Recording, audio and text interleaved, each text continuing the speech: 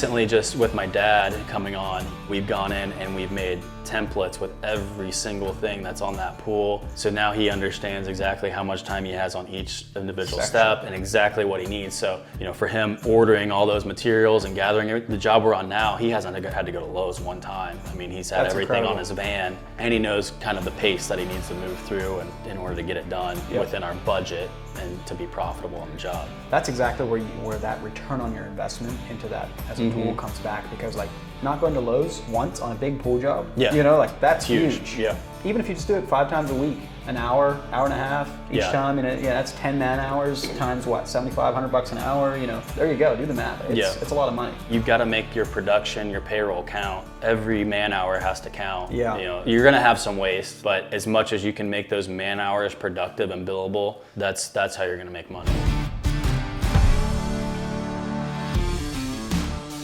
Alrighty, welcome back to another episode of the Cost of Doing Business show. I'm here with Jeremy Swihart in Ohio, close to Dayton, Ohio. He could tell you the exact town, but been having a good time here, checking out your operation. That was fun at your shop this morning. Yeah. And sitting down to record a session for the show and pick Jeremy's brain, and vice versa. Cool. So let's tell the world who Jeremy Swihart is and who your company is. Who Jeremy Swihart is. I'm a father of 3. Recently, I was a father of 1 until about 3 months ago, and I just had twins. So that's my main duty, is being a father right now. But I've got a business called J Squared, and we do landscape design build, and we're south of Dayton, kind of Centerville area, Dayton, Ohio. And got a pretty good little operation going on, and do a lot of pools and patios, walls, landscaping, that kind of stuff, lighting. That's what we do. I think most of the people listening here are going to know you from your Instagram. At least I know that's kind of like what I think of. Yeah. When I think Jeremy Swihart, and those endless loop, mesmerizing videos of NCon wizardry, strip and sod, and doing something you would do with your thumb and a finger, all with a machine. So that's what I think when I think of J Squared. Yeah, Jeremy Swihart, J Squared, and I like equipment. That's awesome. Yeah. Well, tell me a little bit about how you got started. How did you get started with starting your business and getting to where you are today? So I think it all started like a kid in high school cutting grass. That was like my first real taste of the industry, and then I really liked it. I had a little business, and after high school did that for a year or so, and then I ended up going to college a little bit later. Went down to University of Cincinnati for horticulture science, and worked for other landscapers during that time, and then eventually I started my own business in 2016, so about 6 years ago. And at first it was doing a little bit of moonlighting and picking up some clients here and there. And then I decided, all right, I'm just going to go full bore. And my dad had a Bobcat and a dump trailer that he let me borrow for first couple jobs. And quickly I bought some of my own equipment and been building it up from that. So started from pretty much nothing and a couple jobs and to what it is today. I definitely see how you're utilizing equipment, tools, and not just equipment and tools, but just ingenuity and innovation in your daily operations. Walking into your shop this morning, seeing that kind of fold down tool box, or what do you want to call it? Cage. Just everywhere you look, see what you're doing. You're definitely utilizing everything you can to make the daily operation as efficient and clean. Even that little board. Yeah. Which that was super cool. I want to see that digital and SynkedUP one day. Yeah, little magnetic board. Yeah, stuff like that. Just whatever we can do to make the job easy on the guys, and the more, focus your energy towards what matters and not just the mundane lifting and physical stuff. But you can see, those guys have all the right tools on their job, and it helps with the quality and the efficiency. It all plays a role. They come in. You saw when they come in this morning, everybody's fresh and happy to be there. They're not beat up from, it's Friday. They've been working. They've actually been working pretty late all week, busting butt, but they're not sore or, physically exhausted. They're still pretty fresh. You got the tools. Yeah, so they're able to use those tools, and makes their life a lot easier, which employee longevity and happiness is, and retention, that's everything. Yeah. I mentioned that board. Like, describe what that board is and how you're using it. I thought it was fun to see. Yeah. So the board that we have is just like a whiteboard, and it has magnetic tags that have everybody's name, and then each piece of equipment is on a magnetic tag, and it's kind of divided into. We have basically 2 crews or 2 different job sites, so it's divided up into 2. And you stick the guys' names to the jobs that they're going, write the job name, and then we can put the equipment that's allocated to that job, and then write in notes with a magic or a whiteboard marker, right? Like what they need to take that day, little notes. You take some lumber, you need to take some concrete, that kind of stuff. And so as the guys kind of filter in the morning, they look at the board, they can see where they're going, they can see what equipment they're taking. And then it's almost like a checklist as they go through our shop and stock up all their trucks. They can just kind of check things off the list in the morning. So it helps smooth things over. The biggest thing I don't like is like you'll have one guy come in and you kind of give him the whole game plan, and then the next guy comes in and asks the same thing. So you're repeating yourself like 15 times, and it eliminates that. You just say, go check out the board, and Well, and even like if a crew member, maybe not a crew foreman, comes in 10 minutes early or whatever, all the answers are right there. Go load the truck, start loading the truck, pull things together. And like on the right side of the board, like there was all of the stuff that you have, that like the special tool or the mixer or whatever it is. Right. And like, so I'm assuming like in the evening, the foreman would come in like, hey, I need this tomorrow, I need this tomorrow. Yeah. And write in a couple things that you need. So that way, next foreman walks in, is like, oh, that tool's already taken, or like, I'll do that tomorrow or whatever. Right. And it's like, you know what you need. Well, not only you're telling the rest of the company what you need, you're telling them where they're going and what's my list, fuel, stone, whatever it is. And just like you said, like just cut out that explain the same thing 2 or 3 different times to different people. Right. Yeah, it streamlines things pretty good. And the guys actually, it's not just me putting stuff on there. The guy, they have the ability to put their own notes on and move stuff around, talk to each other. Hey, you need this skid steer here today, so I'm going to take this other piece, and can I trade you, that kind of stuff. So it's a good way to visualize what's going to happen for them throughout the day. And like I was saying there this morning, like at Tessie Landscaping, we basically do the exact same thing, but we use a messaging app called Telegram.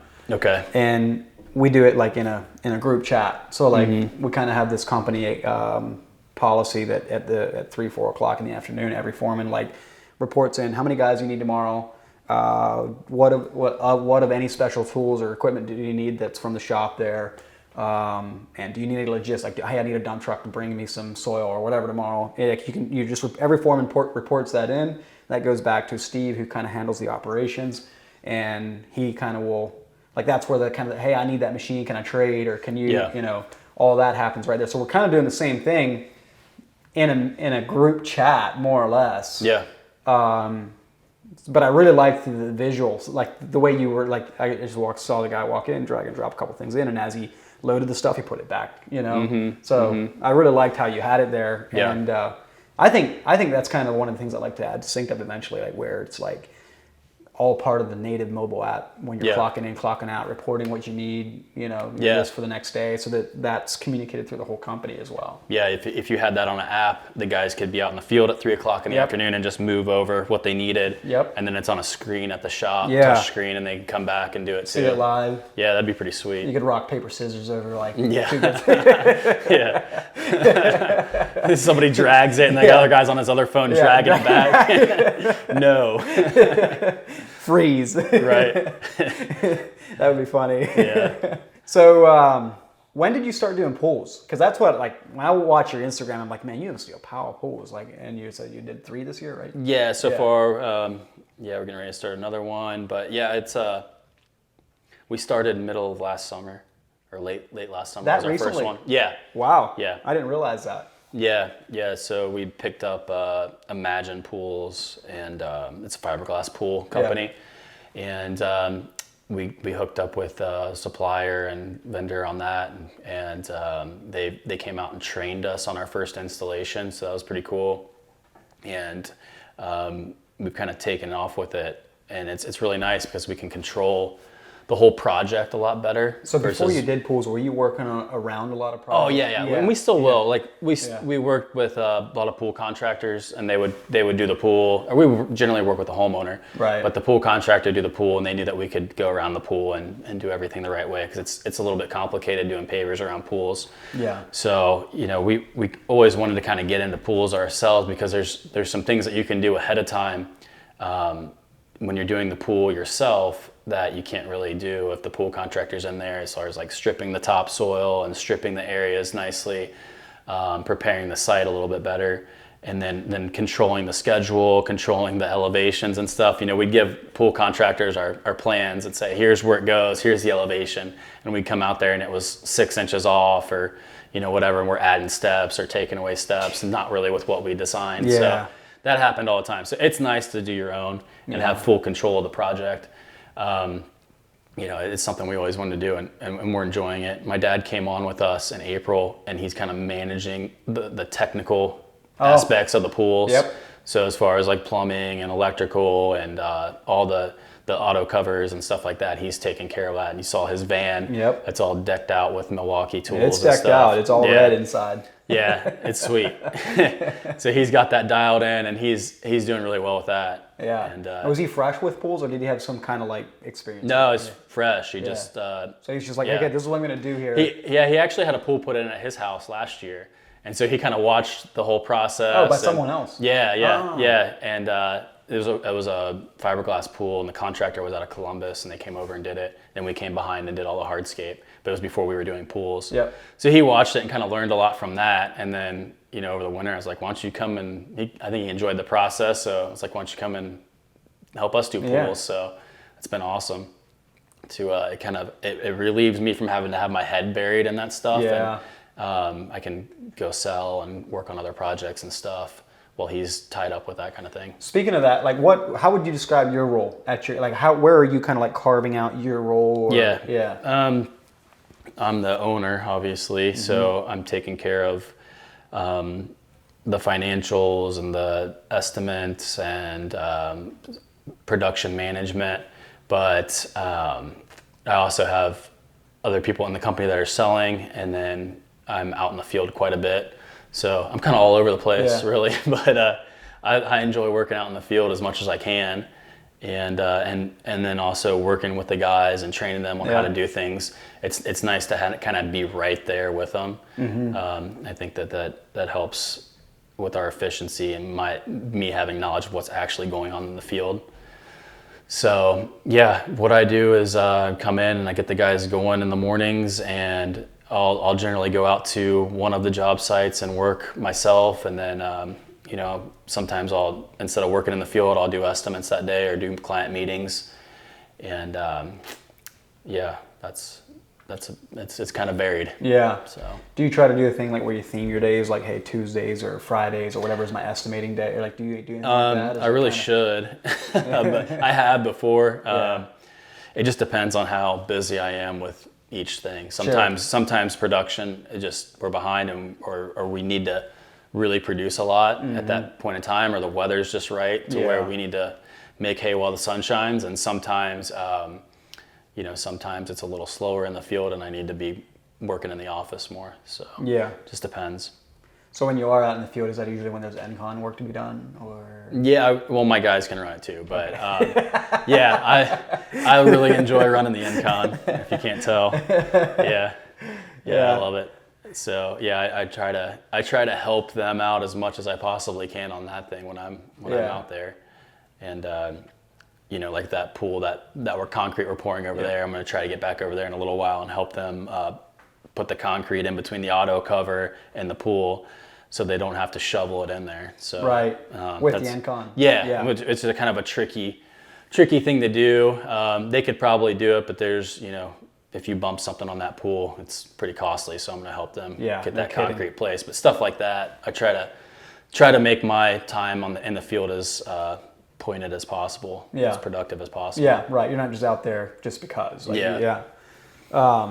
Well, like one of the things that I kind of felt and observed when I was there at your shop this morning was your guys are like they're engaged. Like Yeah. they were.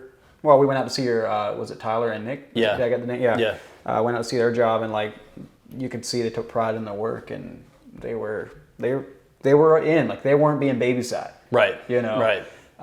What would you say to people that are struggling in this labor market, like trying to like, oh, nobody wants to work, or I can't, Yeah. you know, what would you say to that? Well, you have to be super choosy with who you bring on.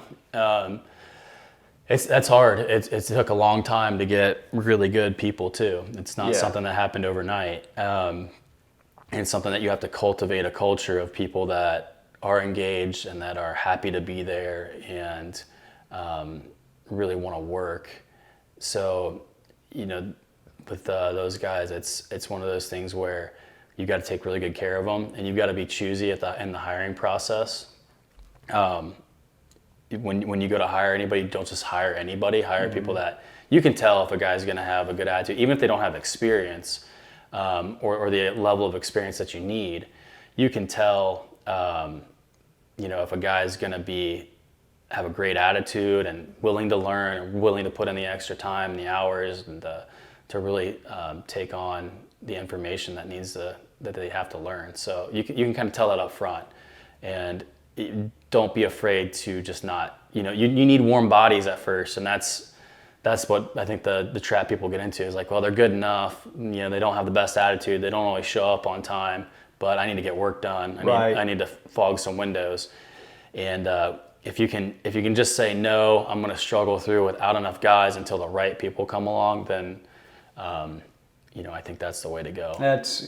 So you're doing without in the regard of I'm just not going to hire until the right guy comes along. Yeah. As opposed to, like you said, fogging windows, which then it's tough to attract those guys anyway. If you're kind of your team or your culture is a little bit like you have a bunch of guys on the team that are fogging windows as opposed to pulling their share. Right. Then it turns into this thing that works against you instead of helping you attract them. Yeah. If you've got a guy that's not getting along with other people in the company, you've got to address it, whether it's just a conversation or whether it's him finding somewhere else to work. So, you know, everybody has to get along, or else you're going to have trouble keeping good quality people. Yeah, I agree. It's very important to have a good culture. Is there anything you can point at and say, like, this is what I do for creating a good culture? Or is it just kind of like this mystical? I don't know. You know, obviously I invest heavily in the equipment and the tools and the process. Like, it's easy to work in our company. Not that it's easy work or that you're not going to work hard, but if you come work for me, it's an easy place to work, as in we're organized. You're going to have everything that you need. You're going to have something like SynkedUP to, you know, deal with all the paperwork, and there's not going to be a bunch of confusion about where you're going that day and you know, how many hours you had that week. I'm not going to call you and try to do your payroll on Monday morning for last week and try to pick through it. Like, everything's just going to be simple. So, and I think that's important. People don't need the added stress of a disorganized company. So I think making it as easy as possible for everyone to just do their job. And people want to be productive. They want to get stuff done. The good ones, the ones that you want around, they want to get a lot of work done, and they want to be proud of it and they want to take pride in their work. Yeah. Exactly. So whatever you can do to facilitate them getting that work done, and that's where I think we've done a good job. Yeah, and it's a little bit like once you kind of like set that standard, or like, hey, you know, we work smart, or like we have the right tools, or we communicate well. It's a little bit like the thing where once you have a room cleaned up, you don't want to mess it up again. Yeah. So it's like it kind of like sets, like everybody in the company kind of like, without even saying anything, realizes this is kind of the standard, and I want to, you know, everything that you think about, like if I'm a foreman making a decision about what I'm going to do tomorrow, whatever, like I'm using that as kind of my bar to measure against, like, whatever, who cares? I'm just going to come up here without the right things that I need anyway and just leave earlier, you know. Yeah. So it bleeds down to the last guy. Right. When it comes down to like throwing yourself into your work and actually, like, I don't know, thinking like an owner, or like, you know, thinking for production and taking pride in, like, you know, Tyler and Nick out there were like, yeah, we're knocking this out. You were saying it's going to be done on Wednesday, but no, they're going to finish on Monday. Like, they're taking pride in that. You can see. Oh yeah, they want to prove me wrong, because I think it's going to take to Wednesday. Like, we're going to get this done 2 days early. So and then now I'm like, I got to find something else for me. Like, we were talking to Amy, like, hey, can you go ahead and have this property marked now, because I thought it was going to be Wednesday, but we're going to have to move it up. And so, which is good. That means we're making more money and getting more jobs done. And I got no problem with them getting jobs done ahead of time, as long as they're top-notch quality, which they will be. So. I mean, that kind of goes without being said when you have the right people on your team anyway. It's like, sure, we're going to try to get the job done quickly, but we all kind of know, like, that doesn't mean we can slack off on any quality or anything at all. It's got to be perfect still. Like that job site out there with a picky client, I mean, that job site was impeccable. There was not a piece of gravel out there in the driveway. It was just awesome. Yeah, they're doing a great job out there. Yeah. Well, tell me a little bit about your journey. Like, so you're using SynkedUP now. I know you were using LMN before, right? I thought so. What was your journey in, like, okay, when did you first start? Did you start on spreadsheets, or was it pen and paper? Yeah. Like, what would that journey the whole journey look like as you? So I think when I first started, I was using just QuickBooks desktop, and then we were creating I think is it templates or assemblies or something that you create in there. You create the job in there. So we did that, and then it was just a simple markup on each line item. I didn't really understand, no budget or anything. Overhead recovery and depreciation and that kind of thing. So I was just doing it in QuickBooks, and that worked. It got us started. And then once we switched over to LMN, that was really nice, because it showed us the budget, and it showed us what our overhead was and how much we needed to recover, and equipment costs and that sort of thing. And then so that worked out for a couple of years. But the thing about LMN, it wasn't like a loop. The workflow, it was very kind of, you did your estimates and your sales here, and then creating the work and taking that estimate and giving it to the guys in the field and the work orders and things. It was a little bit of a mess to kind of. It's like very siloed. Siloed. That's a good word. Yeah. So that's what I like about SynkedUP is it's still kind of the same premise as far as the budget and the estimating goes, but once I've made that estimate and the client accepts it, I just click a button, boom, it's on the guy's phone. They can see all the notes, everything they need. They're out there in the field, they've got all the information to do the job. And I've got all the information, no matter if I'm, at home or in the field, just have my cell phone with me. Everybody has everything they need to do the job. And as soon as we sell something, or there's a change order, or we took this off, but we added this or changed this, it's everybody's got it on their phone. And that loop of the workflow is very simple. That's been probably the best thing about it for me. Good. So. And that kind of like goes back to what we were talking about, culture, and like guys doing like high quality work. Like people just want to know what's expected of them. Yeah. And to do that, they have to know kind of the basics of where am I going, who's going with me, Yeah. And like things like, what are the materials in this job? What were the notes? Right. What do the pictures look like? Yeah. Or how many hours do I have in this work area? Right. That's a big one. Yeah. Like, so it's not so that, sometimes I get a little pushback from people like, oh, if you show them how many hours, then they're going to milk the clock. And I'm like, well, then you got the wrong people. No, I think it's the opposite. Yeah, I think I once they see how many hours, they know, okay, now that's what's expected. And they start to, pressure makes diamonds, is what they say. Once they have a little bit of pressure, then they know how fast and how they need to move through the job to keep things moving right. Yeah, and it does. We recently, just with my dad coming on, at first I didn't really want to throw everything at him at first with, obviously he's clocking into the jobs, and we just kind of he would clock into that pool, and he was just still kind of figuring out the actual pools and the mechanicals of it. Now though, we've gone in and we've made templates with every single thing that's on that pool and broken up the work areas. So now he understands exactly how much time he has on each individual step and exactly what he needs. So, for him ordering all those materials and gathering the job we're on now, he hasn't had to go to Lowe's one time. I mean, he's had That's everything incredible. on his van because he knew ahead of time exactly what he needed to do the job. And he knows kind of the pace that he needs to move through and in order to get it done within our budget and to be profitable on the job. That's exactly what, like, when you talk about the workflow, like, that's exactly where that return on your investment into that as a tool comes back, because like not going to Lowe's once on a big pool job, like that's huge. Yeah. Or, oh shoot, we forgot something, run back to the shop, pick something up. Like, that's the kind of stuff where, numbers aside, if you focus on addressing that in your company, like that, you will double your profits in most companies across North America. If you can get clean on that. I think one of the biggest efficiency increasing points that we had at Tussey Landscape, when I think the 15 years I was there, was like when we started, having all of our products in bulk, all our lighting, we had an inventory at the shop. All our tools were right there. Like everything was there so that we weren't running to a convenience store, to a landscape supply store, or to a Lowe's to get anything. And in fact, if we did need something from a Lowe's, we use that same Telegram group chat to be like, and there's usually a service guy or something out in the road at Tussey. So we'd be like, hey, I need this from Lowe's. Is anybody around that can pick it up? And like, it's at the shop the next morning, and you're not driving to a Lowe's with 4 guys in the truck. Yeah, that's smart. And you can be like, hey, while you're there, I need this and that too. And it's one guy as opposed to, But anyway, what I was getting at is I think those little things that improve your operational efficiency and eliminate truck runs, eliminate needless phone tag, got the wrong thing. Like that is, in many companies, is the difference between break even and actually being profitable. Yeah, it adds up really quick.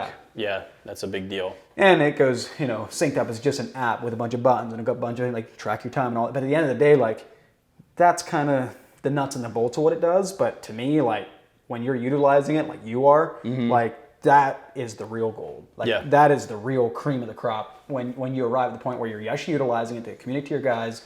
And like you said, he knew before the job even started everything he needed. And prep was done. Yeah. So I think that's huge. Like it's the leaks that exist in companies that don't pay attention to that or just think it's normal to run back to the shop, even if you just do it 5 times a week. That's what, an hour and a half each time, and that's 10 man hours times what, $7,500 an hour. There you go, do the math. It's a lot of money. It adds up really fast. And you've got to be, take everything in the morning and go straight to the job, and you've got to make your production, your payroll count. Every man hour has to count. Because not only man hours, you're going to have some waste. That's just is what it is. You're going to have rain, and you are going to forget stuff. But as much as you can make those man hours productive and billable, that's how you're going to make money. Yeah, making them billable, because not only is it costing you when they have to run back to the shop or whatever and get something, but it's the opportunity cost. Like you're also robbing from the production that man hour can do. Right. Yeah, we only have so many days of the year that we can make money. And so many people that can make the money. So as much as you can keep making money, that's what you got to do. So when you go back to like your first year or two in business, like is there, or anything across your journey of starting and growing your business, like is there anything you would go back and do differently? Oh yeah, well, the first thing that comes to mind is I would have started with like software, like SynkedUP right away. Absolutely. Right out of the gate. That would have been, even if it was Element or whatever back then, immediately once we got on that, and probably everybody has the same comment, once they create their budget and a software that actually recovers their overhead and actually accounts for the depreciation on their equipment and the proper profit margin and everything, everybody's like, oh my God, it's so much money. And they don't think they're gonna, the client's gonna pay it at first, and oh man, this is crazy, it must be wrong. But, that's how I felt too. But had I, had 1 or 2 more years charging the right amount, like I did after a couple of years, I mean, who knows where we'd be right now. Right. We left so much money on the table, and we didn't know where we were at. And, thankfully we were just basically breaking even. I think I made like a 4% net profit my first year or two. So, wow. After figuring that stuff out, and it's just kind of gone up and up from there. Yeah. So. Because like in this industry, like where you're running a business with trucks and equipment, like the overhead is heavy. It's not like you can take your cost and your materials and figure, oh, I want to make, I don't know, $30, $40 an hour. And so I'll charge 20% of profit on top of that yet. And, Yeah. and like, that's kind of like where a lot of guys getting into the business kind of like that's where their head starts. Yeah. Right. And that's what I did, and it Yeah. makes sense. Yeah. Until you get your P&L the first couple of years, Yeah. and then look back like, wait a minute, where did all this money go? And then you have all this head trash of like, well, when I do my math this way, but if I put it in a budget, it tells me it's double or whatever. Yeah. You know, it's a head like they're not going to go for that. Like that's way too much money. Yeah. That's. And they do. Once you realize where the numbers have to be for you to make money, and like SynkedUP, it prints it out. It tells you exactly what that number is. It's $17,546, and you hand that to the client, and they're just like, okay, cool. Like you're confident about it. You know that's what the price is. So you end up, if you don't do that, if you don't use the right budget and the right overhead recovery, you're just leaving a lot of money on the table. Not only that, like you're also a lot quicker to let a client beat you down because you don't know that you're not 100% certain on where your costs really truly are. Yeah. And so you're like, yeah, whatever, sure, I'll knock a couple grand off or whatever it is. Yeah. Like, and then that's your whole profit right there. I did that kind of stuff at first, like it's 50,000. Well, did you do it for 45? Yeah, sure. Yeah. Like I'm still making 10 grand or whatever, and then it's like, oh, I made $2,000, and then I gave them that discount, and then I basically paid them to do the job or whatever. Yeah, right. So you've got to know it's really, really easy to go broke in this business. Yeah. I mean, I can go broke real fast, and I see people do it all the time, left and right, or to just stay above water for years and years, and then 10 years in, you're in a ton of debt, and you don't have much to show for it. That happens. Job. Yeah. You've basically given yourself a job for years instead of having a business that builds you wealth. Right. That's the nightmare scenario, and it happens over and over. It does. Have you ever read the book E-Myth? Nah, I don't think I have. Like I listened to it. Like I don't know. I think it was last year, and it is really, really good. And like, okay, so the idea of like owning a job, like sure, you're making a living, you're paying your groceries and your fuel and your housing or whatever it is, but like you're at that point, you're basically owning a job as opposed to building a business that eventually will be able to run without you. Right. And then that's a real business owner. So like even in the beginning, like in the first year, 2-3 years, like you should be thinking about like, how can I take what I'm doing and turn it into a system and a process that I could bring someone new in, and like there's a system and there's the process. It's not like this like mystical concoction in your head that nobody else can do but you. Right. And now like with SynkedUP, I'm training others to do sales and estimating and stuff like that, and design and sales. So passing that baton along, and that's freeing me up to spend more time with my family and really feel like I have a business instead of just a job too. I'm not responsible for all the sales in the business.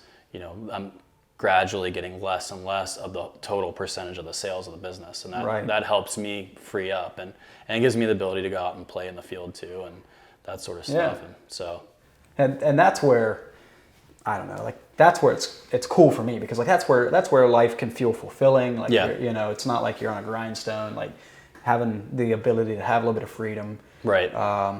Or if you're the kind of guy that likes to be out in the field, run that equipment, you can. Yeah. I mean, as the owner, you get to pick where you want. Like some owners stick themselves in the office, which is fine. Like if that's their strength, right. Whatever. Like you can easily hand off the office duties. Yeah. Well, if you're using a system, like you got to have a system. It right. can't be. I do a lot of demos for people still that are like, "How are you estimating jobs?" And I'm like, just kind of like they get a kind of a quota of materials, and they just kind of. They just kind of wing it, and like there's no way you're ever going to be able to pass the baton on. Yeah. If that's your method. Right.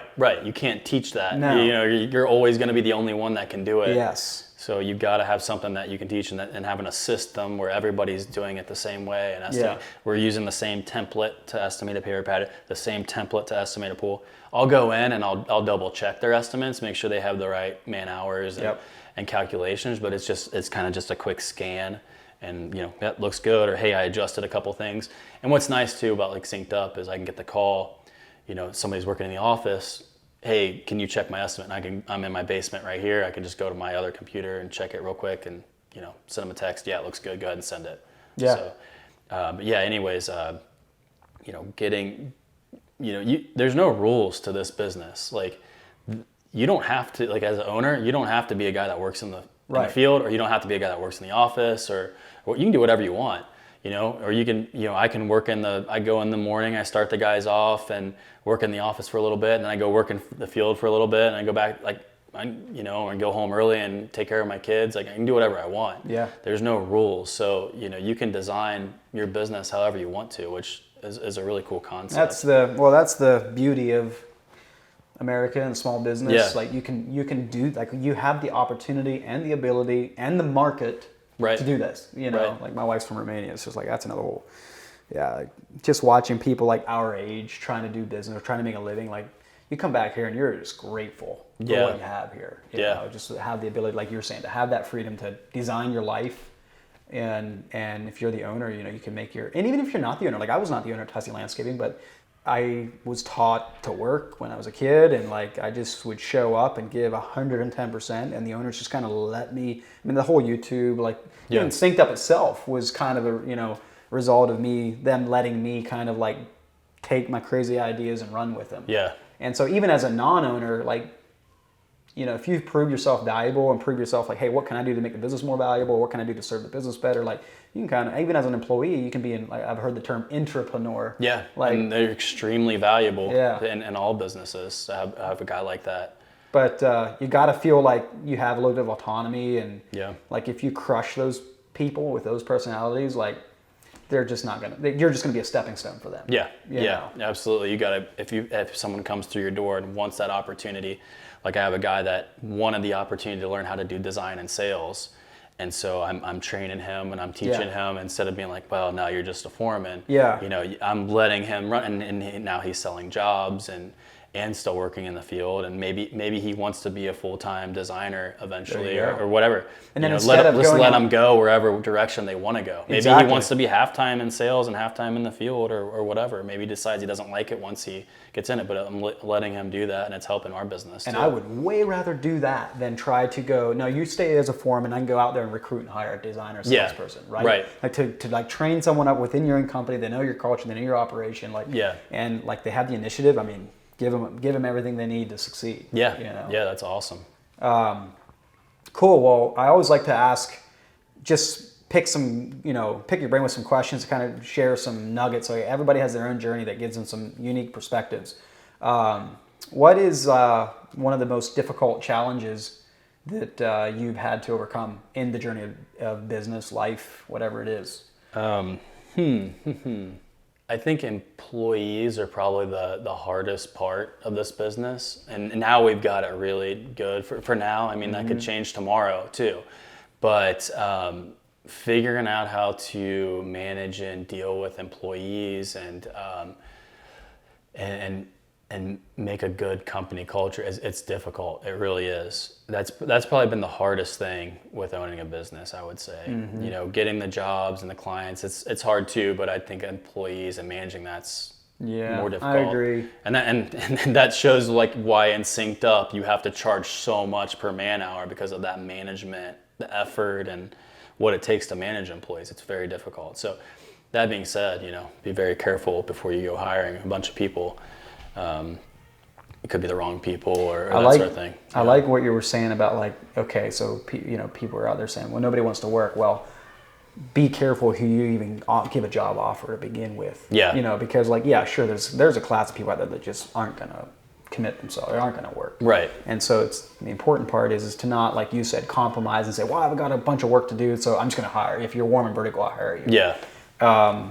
Where like if you rather deal with the fact that I'll just do without and do as much as I can without until I get the right people. Like, I think that's a nugget here that I've really enjoyed. Yeah, and I think you have to have that resolve, be willing to either not hire somebody or get rid of somebody that's not fitting in.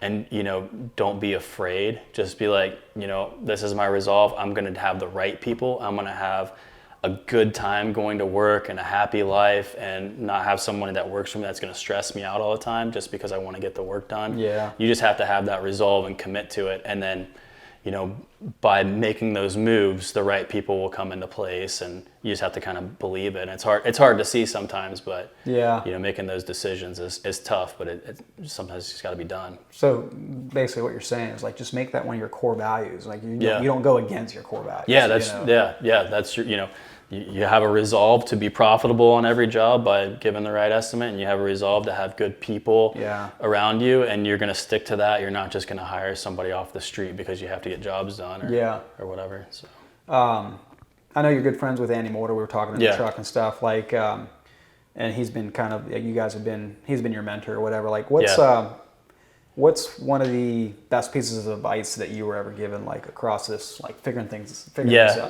out within a business? Yeah, I think, Andy made it crystal clear to me, like how much money is left on the table. I think at first, when I first started talking to him, we were, doing these nice jobs, and he was like, man, that's a really, really nice job you're doing. How much are you charging for that? And I told him, he's like, dude, you could charge so much more. You're really good at what you do. And I'm like, I can't charge any more money than that. Like, that's too much. And he's like, how are you going to have a profit? And how are you going to, reinvest in the company if you're not, making these margins? And he's done an awesome job with his company and making really good margins and that sort of thing. So he's helped me learn, like, you can charge more money, and you should charge more money. And you kind of have to if you want to really have a successful business and build actual wealth. So, that's, just charging more, and more than you think you can charge has probably been the best bit of advice I got from him. Yeah, and that makes me think of, like, we're hanging out with Jeremy Cable yesterday. He was showing you the pictures of the job he was doing. You're like, dude, that's a $50,000 job, or Yeah, it's beautiful. Yeah. Man, I was blown away by how cool that job was. Yeah. I mean, that's natural stone's awesome. Yeah. Anytime you take the time to chisel and it was a beautiful front entryway, and did it out of natural stone, which takes more time. And what he's learning there now is, like, he didn't figure enough hours for dealing with that natural stone. Right. And it's just. It's a classic. When you were describing your story about Andy telling you, like, stick to or charge what you need to do. Right. Charge what you need to make a profit. We all have that. You always, when you go sit down and do an estimate, you have that first gut reaction of, this is going to be 200 hours. Yeah. And then you start talking yourself out of it. Yep. And what you have to do is stick to that first, first number, not necessarily, but work through it and just make sure you're not just deleting hours just to get the job, or taking your price down just to get the job. And that, I think everybody has that same issue. We were doing it before with equipment, because we were allocating, like, equipment for a certain amount of days to jobs. Yep. And when we switched over to SynkedUP, we had the conversation with you about just baking that into the overhead. So there's no way to leave money on the table with not charging for equipment for the full time that it's out there working. So, stuff like that is definitely a big deal. It is, yeah. With Andy's business there, like, he's just been, like, he's like, people, he's the, I don't know, he's the authority on, like, charging what you're worth. Yeah. Everybody, I really enjoy listening to his Sunday Night Lives, like, just talking to him, listen to the way he thinks through even that huge project he's doing. Like, and so back to, like, charging what you're worth. Like, I often tell people, when we're helping them build their budget, oftentimes for the first time in their life that we're helping them build a budget for their company. Right. They're often like, wow, I don't know about an overhead expense or whatever. And I'm like, hey, you should always budget for worst case scenario. Yeah. You should never be like, I hope I budget for something that I hope it's only going to be this much. Yeah. They should always budget for worst case scenario, and then just focus your energy on selling jobs at those markups and margins, Yeah.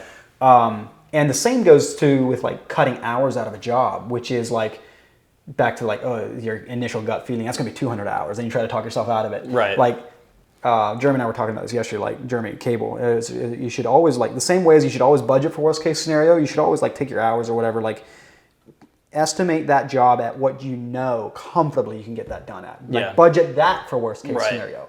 Because, like, weather happens, a client is pickier than you thought, the access is worse than you thought, subcontractors are in your way, whatever. Right. Things always happen. And you don't want that to be in a position where at the last 10% of the job, you're barely breaking even, and the client is maybe asking you to, hey, can you fix that grass a little better over there? And you're already feeling under the gun. And then it kind of leaves a little bit of, like, you're under pressure to, like, but I don't have any money to do it. Yeah. It'd be way better to have like, yeah, hey, we did good on this job. Absolutely, I'll go over go the extra mile, Right. just making that customer's experience just A plus. Yeah. And yeah. if you starve yourself, you don't have the liberty to go give that extra service to the customer. Yeah, you need that margin in your hours and that margin in your profits to be able to, do those extra things. Yeah.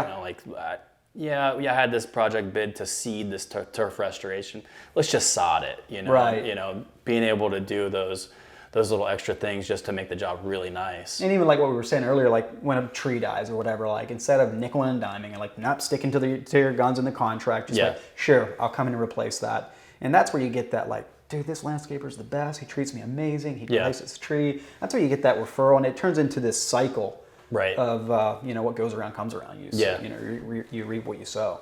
Yeah, you'll attract if you're charging more and you're making more money and you're being more generous for your clients. You're going to get those generous clients who are going to be generous with you. It just attracts the right clientele. If you're really stingy and you're nickel and diming everybody, you're going to attract the clients that are going to nickel and dime you. So, I think that's something that you've got. It's funny how that works. Like it's so hard to convince ourselves. It's real. Yeah. Definitely is. Yeah. Well, cool. Well, I know you got a job site to get back out onto. Yeah. And you've been growing your Instagram pretty good, so I'm sure people know where to find you. But why don't you tell people where to get in touch with you? At J2Outdoor on Instagram. Yeah. So same as your website's the same. Yeah, right? J2Outdoor.com. That's is what our I thought. website. Yeah. So maybe before we close off here, talk about like your Instagram and how that. You're up over 20,000 now. Right? Yeah, something like that. Yeah. So how's that playing? Why do you do it, and how's that playing your business? I just started doing Instagram because it was fun. Yeah. And I think it was 2014. I started just posting pictures on there, even before I started my business. So there you go, 8 years. Yeah, in, and it was just fun, and I think.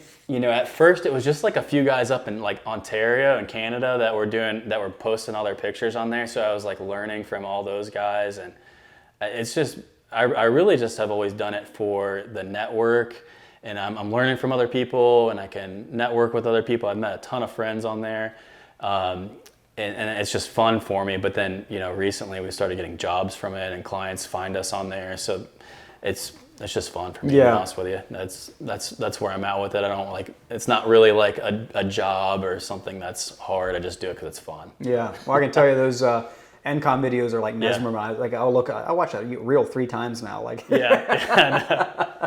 pretty cool. Yeah. And I agree. Like the community, like even with Josh Sutton and like all these people that I know in this industry are kind of off of Instagram, which is awesome.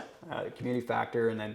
Even like your clients, like I know with Tusty's YouTube channel, like we were getting clients that they had watched your stuff and they were not even getting another bid. Like they were just like, I want you to do a job for me, and I want you. Right. And not only do I want you, I want that guy on my crew or whatever. You know? It's just super. Like they kind of get to know you, and you earn that trust and credibility before you even know who they are. Yeah, and that's been huge for us. Just walking up to client meetings, and people already have been following you for a while, and they know what you're all about. They know, that's not going to be the cheapest, but it's going to be really good work and that sort of thing. They just know. So that's helpful. I think if you're on there and you're not posting a lot, just don't be afraid to post more, and good things will happen. Just stay positive with it. And I think it's sometimes like we get the idea that, we need 100,000 followers to be impactful on it. No, it's like, I know a guy that has like, I don't know if he even has 1,000 subscribers on YouTube. Yeah. He's in the water feature, like Nick from Pond King Water Feature, something in Minnesota.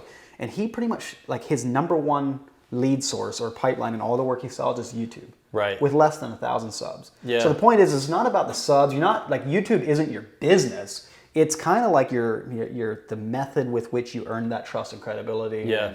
And so sales tool, maybe, Yeah, you just never know who's watching. It surprises me all the time who's following along. And it's pretty cool to hear, people are just like, I follow you. We could have what were we at, like Subway or something, that people, I follow that on Instagram, It's pretty cool. I'm like, you just never know who's gonna be following along. So that's pretty cool. It's fun. Yeah. Well, I just want to say thank you for being a part of the SynkedUP crew. Yeah, absolutely. I know we're a brand new company, and your faith and trust in us, don't take that lightly. And it's an honor to have you on on the crew. Yeah. So appreciate you having me. Yeah, right. absolutely. Cool. Okay, go back out to your job site. Yeah.